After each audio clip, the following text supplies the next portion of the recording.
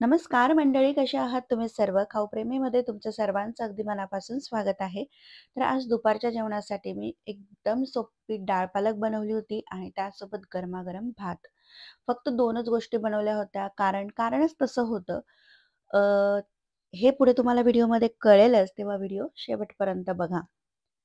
तर इथे मस्तपैकी पुदिन्याचं ताक आहे. याची पण रेसिपी चॅनलवर आहे. लिंक खाली देते. नक्की जाऊन चेक करा. आणि इथे मस्तपैकी गरमागरम भात आणि डाळ पालक. एकदम सोपी आणि हेल्दी रेसिपी आहे. तर फक्त एवढंच बनवण्याचं कारण पुढे कळेलच, तेव्हा व्हिडिओ शेवटपर्यंत बघा आणि चॅनलला सबस्क्राईब करा. तर ही डाळ पालक बनवण्याच्या साठी इथे कढईमध्ये मी फोडणी देणार आहे. कढई तापलेली आहे. त्यामध्ये 1 पळी तेल घालते. तेल तापलं की त्यामध्ये 1 चमचा मोहरी आणि मोहरी छान तडतडल्यावर त्यामध्ये घालत आहे जिरं. आता इकडे थोडीशी मी पूर्वतयारी करून घेतलेली आहे. पालक स्वच्छ धुवून चिरून घेतलेला आहे. जवळ-जवळ वाटीभर, मोठी वाटीभर आहे हा पालक. त्याचप्रमाणे तुरीची डाळ आहे ही कुकरला 2 शिट्ट्या करून शिजवून घेतलेली आहे. अशी डाळ-डाळ दिसायला पाहिजे. खूप अशी गाळ नको व्हायला ती. त्याचप्रमाणे 1 मीडियम आकाराचा कांदा, आलं, लसूण, लाल मिरची आणि टोमॅटो हे सुद्धा छान चिरून घेतलेलं आहे. आता झटपट मी ह्यासाठी बनवत आहे कारण मागच्या आठवड्यात माझ्या लागलेला आहे पायाला.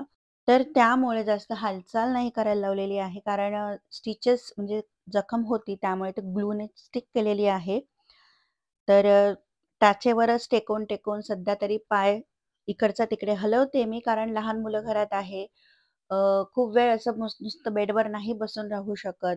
कारण प्रत्येकाला प्रत्येकाची कामं असतात आणि ती करावीच लागतात. जसं होईल शक्य तसं मी करते. झालं असं, की त्या दिवशी मी किचनमध्ये काम करत होती आणि ही जी बटर नाईफ असते आपली ती चॉपिंग पॅडच्या बाजूला ठेवली होती मी आणि ती चॉपिंग नशिबाने मी सुरी मागे ठेवते नेहमी, मागे ठेवली आणि काय माहिती का मी चॉपिंग पॅड जसं अप्पेमध्ये कांदा टाकायसाठी चॉपिंग पॅड पुढे घेतला आणि त्याचबरोबर ती जी बटर नाईफ होती ती दणकन खाली पडली आणि ती पडली तर पडली डायरेक्ट सरळ अंगठ्याच्या बाजूने जे मागे थोडीशी पायावर सरळ पडली ती. त्यामुळे इतकी जोरात वेन्सच्या तिथे ती घुसली आणि इतका ब्लड लॉस झाला, इतकं ब्लड गेलं, की आम्हाला इकडे डॉक्टरांकडे जावंच लागलं. कारण आपले घरगुती उपाय असतात ते सगळे केले, पण त्यामुळे पण काही थांबतच नव्हतं. म्हणजे मी पाय खाली ठेवला, की रक्त यायला सुरुवात व्हायची आणि मग डॉक्टरांकडे गेले. त्यांनी तो क्लीन केली ती जखम सगळी आणि तिथे असं चिटकवण्यासाठी जसे टाके असतात, तसा ग्लू असतो. अ, जो मेडिकल ग्लू असतो तो ऑपरेशनसाठी वापरतात, तो चिटकवला आणि त्यामुळे ती जखम बँडेड बांधलेला आहे कारण ती हलू नये त्यासाठी. तरी पण थोडी जास्त हालचाल आज झाली त्यामुळे थोडंसं तिथून ब्लिडिंग आलं. परत जावं लागेल डॉक्टरांकडे. तर असं झालं म्हणजे ह्या गोष्टीतून मला सांगायचं एक आहे मैत्रिणींनो, की आपण किचनमध्ये ना कामं करत असतो तेव्हा आपल्या डोक्यामध्ये थोडाफार का होईना गोंधळ असतो. म्हणजे गोंधळ म्हणण्यापेक्षा घाई असते आपल्याला थोडीशी. पण तरीसुद्धा काही गोष्टींचं आपल्याला काळजी घ्यावीच लागते जेणेकरून असे इन्सिडेंट्स होणार नाही. होणाऱ्या गोष्टी ज्या होणाऱ्याच असतात त्या कोणी टाळू नाही शकत. पण आपण आपल्या स्वतःची काळजी घेणं खूप महत्त्वाचं असतं. जसं की जी काही आपले सुरी आहे, त्याचप्रमाणे आता बघा ना, ही बटर नाईफ एवढी काही धारच नसते तिला, तरी पण किती मोठी जखम झाली त्याच्यामुळे. ह्या गोष्टी चिरल्यावर लगेचच मागे ठेवणे. त्याचप्रमाणे आपण सुरी धुतो किंवा फोर्क वगैरे धुतो, तेव्हा ते आपण जेव्हा त्या रॅकमध्ये ठेवतो भांड्यांच्या, तेव्हा अगदी कडेला नाही ठेवायचं. त्याच्यासाठी एक सेपरेट स्टँड घ्या, त्यामध्ये ठेवा. म्हणजे मग ते बाकीचे भांडे काढताना ते आपल्या पायावर वगैरे पडणार नाही. त्याचप्रमाणे जर तुम्ही विळीचा वापर करत असाल, तर चिरल्यावर लगेचच ती विळी जागच्या जागी ठेवून द्या. कसं होतं कधी-कधी आपण भाजी एखादी बघायला म्हणजे भाजी ठेवलेली असते किंवा पोळ्या काहीतरी करत असतो आपण गॅसवर, तर ती विळी पटकन आपण तिथल्या तिथेच उलटी करून ठेवतो. आणि मग कसं होतं समजा कोणी दुसरं किचनमध्ये आलं, त्यांचं खाली फ्लोअरवर लक्ष नसेल, तर ती लागू शकते. त्यामुळे जागच्या जागी लगेचच ठेवणं. त्याचप्रमाणे अजून पायावर पडण्यासारखी गोष्ट असते ती म्हणजे जी सांडशी चिमटा म्हणतो आपण त्याला, ज्याच्याने गरम भांडं आपण पकडतो. ते पण बऱ्याच वेळा काय होतं, आपण भांडं बाजूला ठेवतो आणि कडेलाच ठेवलं जातं. तर ते सुद्धा पायावर पडायची शक्यता असते आणि ते खरंच खूप जोरात लागतं. त्यानंतर ज्या आपल्या प्लेट्स असतात, शक्यतोवर आता छान स्टीलच्या प्लेट्सला बॉर्डर असते त्यामुळे एवढं काही लागण्याची शक्यता नसते. पण एखादी वाटी, प्लेट्स आपण अशा समजा जमिनीवर ठेवल्या आणि त्याच्यावर जर कचकन पाय पडला तर ते सुद्धा लागू शकतं. तळताना नेहमी अ, शक्यतोवर मागच्या गॅसचा वापर करायचा. ह्या गोष्टी आता मी खूप पाळते आणि पाळणार आहे याच्यापुढे. म्हणजे कसं होईल, घरात जर लहान मुलं असतील, तर कधी आपल्याला ते धक्का मारतात. कारण माझा लहान मुलगा पण मध्ये-मध्ये करतो. तर आता मी त्याला जेव्हा-जेव्हा मी स्वयंपाक करते, तेव्हा-तेव्हा त्याला तर मी म्हणणार आहे, "बाबा तू किचनमध्ये येऊ नको आणि आला तरी गॅसच्या इथे यायचं नाही. त्याला कशात तरी मी एंगेजच ठेवणार आहे." तसंच करावं लागेल. तर तळण पण मागच्या गॅसवर शक्यतो करायचं आणि सर्वात मेन महत्त्वाचं म्हणजे आपल्या लाँग स्लीव्हज असतात, तेव्हा कुकिंग करताना त्या मागेच घेतलेल्या बऱ्या आणि गॅसला एकदमच असं खेटून म्हणजे गॅस किचन ओट्याला एकदमच खेटून उभं राहण्यापेक्षा थोडंसं डिस्टन्स ठेवून उभं राहायचं. म्हणजे मग काही सांडलं किंवा काय तर ते आपण थोडंसं सेफ राहू.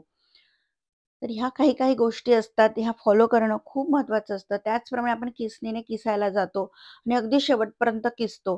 तेव्हा सांभाळून किसायचं, थोडंसं लक्ष देऊन हळूच. ते थोडंसं नाही किसलं, ते थोडं चिरून घेतलं, शेवटचा भाग तरी चालेल. कारण अगदी शेवटपर्यंत किसायला जातो, जसं की खोबरं. तसं हात आपण आडवा ठेवतो आणि ते किसायला जातो आणि कचकन हाताला लागतं ते. तर ह्या थोड्या छोट्या-छोट्या गोष्टी आहेत. त्या पाळणं खूप महत्त्वाचं असतं, असं मला तरी आता प्रकर्षाने जाणवतंय. कारण इतकं जोरात लागलेलं आहे ते. आणि कसं असतं, घरात लहान मुलं असतील तर आपला आराम अजिबात होत नाही.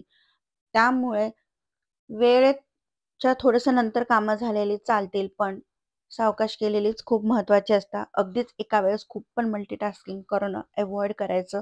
त्याचप्रमाणे किचनमध्ये जो आपण हात पुसायला वगैरे रुमाल घेतो, बऱ्याचदा काय होतं, तो रुमाल ठेवतो आपण किचन ओट्यावर आणि त्यावरच पटकन अ, एखादी सुरी ठेवली किंवा चमचा ठेवला जड किंवा सांडशी ठेवली असं होतं ना, आपल्याला परत हात पुसायला आपण रुमाल तो चटकन ओढतो आणि त्या वस्तू त्याच्यावरच्या ज्या असतात त्या आपल्या पायावर पडण्याची परत शक्यता असते.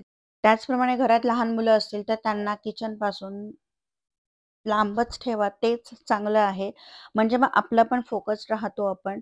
त्याचप्रमाणे किचनमध्ये आपण पापड वगैरे भाजतो किंवा काडीपेटीने गॅस पेटवतो, तेव्हा ती काडी नीट विझली का याचं हे पण मेक शुअर करा. त्या खूप गरम वस्तू आपल्या किचनची जी पाईपलाईन असते म्हणजे वायर असते सिलेंडरची, त्याच्या जवळ नका ठेवू. रात्री झोपताना व्यवस्थित किंवा काम झाल्यावर व्यवस्थित गॅस बंद आहेत ना, ते पण मेक शुअर करायचं. गरम वस्तू पण गॅसवरून खाली उतरवताना व्यवस्थित सांडशीचा किंवा तुम्ही जर फडक्याचा वापर करत असाल, तर व्यवस्थित करा. म्हणजे चटका बसणार नाही. नाहीतर मग एकदम चटका बसला, की आपण हातातली वस्तू सोडतो आणि त्याच्यामुळे परत अजून जास्त लागू शकतं. काचेच्या वस्तू जेव्हा आपण वापरतो, काचेचे बाउल, प्लेट्स किंवा अजून काही गोष्टी असतात, काचेचे ग्लास. आता उन्हाळा येत आहे, आपण मस्त काचेच्या ग्लासमध्ये पाहुण्यांना किंवा आपल्या स्वतःला सरबत वगैरे देत असतो, तेव्हा ते पण स्वच्छ धुताना, त्याचप्रमाणे जागेवर ठेवताना सांभाळून कामं करायची आहेत. कारण ते पण हातातून सटकून पडू शकतं, लागू शकतं काच. ती तर डेंजरच असते लागताना. जेव्हा आपण भाताचं कुकर लावतो किंवा भाजी पण आपण कुकरमध्ये लावतो, तेव्हा कुकरची वाफ नीट जाऊ द्यायची आणि त्यानंतर तो कुकर ओपन करायचा आहे. आणि कुकर ओपन करताना किंवा कोणत्याही भाजीचं असं झाकण काढताना एकदम आपलं तोंड तिथे जवळ नेऊ नका, डिस्टन्स ठेवा. कारण वाफ असते आणि वाफेचा चटका भयानक बसतो. त्यामुळे डिस्टन्स ठेवून मग ते ओपन करा. म्हणजे ती वाफ आपल्या तोंडावर येणार नाही. ज्या सुऱ्या असतात त्या काम झाल्यावर, चिरून वगैरे झाल्यावर लगेच पुसून वगैरे त्याच्या स्टँडमध्ये ठेवून द्यायची. म्हणजे मग ती इकडे-तिकडे पडत नाही आणि असं लागत नाही. त्याचप्रमाणे जेव्हा आपण तडका देतो, एक छोटंसं तडका पॅनमध्ये आपण भाजीला वरून तडका देतो. कधी-कधी त्याच्यामध्ये पाणी घालतो. तर कसं होतं कधी-कधी फायर त्याला लागू शकते. त्यामुळे तेव्हा पण थोडंसं दूर राहूनच ते काम करायचं व्यवस्थितपणे. तर अशा काही गोष्टी आहेत ज्या सावधानता आपल्याला बाळगायला पाहिजे. बऱ्याच गोष्टी आहेत. तुम्हाला पण काही आठवल्या तर कमेंट करून सांगा. मला जेवढ्या आठवल्या तेवढ्या मी व्हिडिओमध्ये सांगितलेल्या आहेत. तुम्ही पण काही असतील तुमच्या पॉइंट ऑफ व्ह्यूने त्या शेअर करा. त्यामुळे एकमेकांना मदत होईल आणि सर्वात महत्त्वाची गोष्ट म्हणजे आता उन्हाळा आहेच आणि आपण उन्हाळ्याची कामं करतो म्हणजे पापड, कुरडया वगैरे सगळं करतो. तेव्हा उन्हात जाताना चेहऱ्याची काळजी घ्या. सनस्क्रीन वगैरे लावा चेहऱ्याला आणि डोक्यावर पदर वगैरे घ्या किंवा ओढणी वगैरे घ्या. त्यामुळे तुमच्या स्किन प्रोटेक्टेड राहील, हायड्रेट राहा. या छोट्या-छोट्या गोष्टी आहेत याची काळजी घ्या आणि स्वस्त राहा, मस्त राहा आणि व्हिडिओ आवडल्यास व्हिडिओमधून काहीतरी इन्फॉर्मेशन मिळाली असेल तर चॅनलला सबस्क्राईब करा.